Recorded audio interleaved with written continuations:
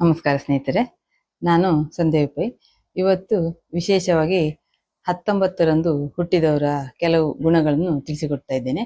ಅದರ ಪ್ರಕಾರ ಈ 19 ಅಂಕಿ ಅನ್ನುವಂಥದ್ದು ಒಂದು ಬಾರ್ನ್ ಲಕ್ಕಿ ನಂಬರ್ ಅಂತೇಳಿ ಹೇಳ್ತೇವೆ, ಅಥವಾ ಇದೊಂದು ಕಾರ್ಮಿಕ್ ನಂಬರ್ ಅಂತೇಳಿ ಹೇಳ್ತೇವೆ.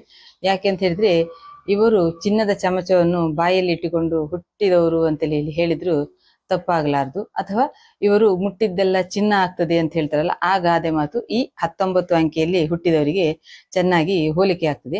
ಯಾಕೆ ಅಂತ ಹೇಳಿದ್ರೆ, ಇವರು ಈ 19 ಅಂಕಿಯಲ್ಲಿ ಹುಟ್ಟಿದ ನಂತರ ಇವರು ಒಳ್ಳೆಯ ಅಧಿಕಾರ, ಬುದ್ಧಿವಂತಿಕೆ, ಎಜುಕೇಶನ್, ಪವರ್ ಹಾಗೂ ಸಿರಿ ಸಂಪತ್ತು, ಫೈನಾನ್ಸ್ ಅಥವಾ ಪಿತ್ರಾರ್ಜಿತ ಆಸ್ತಿ ಎಲ್ಲವನ್ನು ಬೈ ಡಿಫಾಲ್ಟ್ ಆಗಿ ಪಡೆದುಕೊಳ್ತಾರೆ.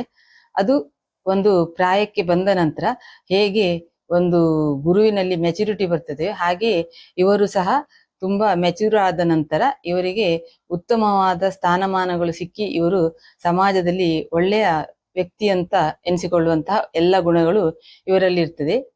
ಇದಕ್ಕೆ ಕಾರಣ ಏನಂತ ಹೇಳಿದ್ರೆ 1 ಮತ್ತು 9. 1 ಅಂತ ಹೇಳಿದ್ರೆ ರವಿಯನ್ನು ರೆಪ್ರೆಸೆಂಟ್ ಮಾಡುವ ಅಂಕೆ. ರವಿ ಅಂತ ಹೇಳಿದ್ರೆ ರಾಜ. ಹೇಗೆ ರಾಜನಲ್ಲಿ ಇರುವಂತಹ ಎಲ್ಲಾ ಗುಣಗಳು ಇರ್ತವೆ, ಆ ಎಲ್ಲಾ ಗುಣಗಳು ಇವರಲ್ಲಿ ಸಹ ನೋಡ್ಲಿಕ್ಕೆ ಸಿಗ್ತದೆ. ಮತ್ತು 9 ಎನ್ನುವಂತಹದ್ದು ಕುಜನನ್ನು ರೆಪ್ರೆಸೆಂಟ್ ಮಾಡ್ತದೆ. ಕುಜ ಧೈರ್ಯಶಾಲಿ ಹಾಗೂ ಯಾವುದೇ ಒಂದು ಕೆಲಸವನ್ನು ಕೊಟ್ಟರು ನಾಯಕತ್ವದಿಂದ ಮುಂದೆ ನಡೆಸಿಕೊಂಡು ಹೋಗಿ ತನ್ನ ಕೆಲಸವನ್ನು ಸರಿಯಾದ ಸಮಯಕ್ಕೆ ಮಾಡುವಂತಹ ಎಲ್ಲ ಗುಣಗಳನ್ನು ಹೊಂದಿರುವುದರಿಂದ ಈ 2 ಗ್ರಹಗಳ ಸಮ್ಮಿಳಿತದಿಂದ ಆಗಿರುವಂತಹ ಒಂದು ರವಿ ಅಂಕೆ. ಹಾಗಾಗಿ ಈ ವ್ಯಕ್ತಿಗಳು ತುಂಬಾ ವಿಶೇಷವಾದ ಬಲವನ್ನು ಹೊಂದಿರ್ತಾರೆ ಎಲ್ಲಾ ವಿಧಾನದಲ್ಲಿ ಸಹ.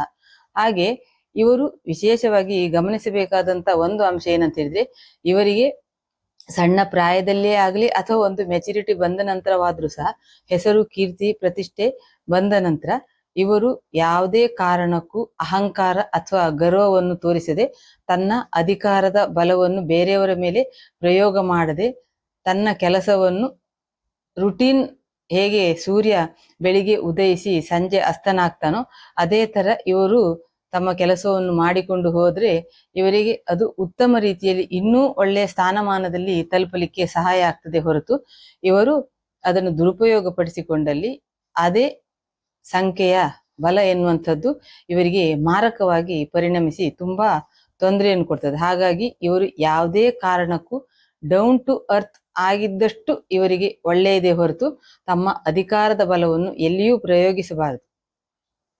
ಇಂತಹ ವಿಶೇಷ ಮಾಹಿತಿಗಾಗಿ ನನ್ನ ಚಾನಲ್ ಅನ್ನು ಲೈಕ್, ಶೇರ್ ಹಾಗೂ ಸಬ್ಸ್ಕ್ರೈಬ್ ಮಾಡಿ ಎಂದು ಕೇಳಿಕೊಳ್ತಾ ಇದ್ದೇನೆ. ಧನ್ಯವಾದಗಳು.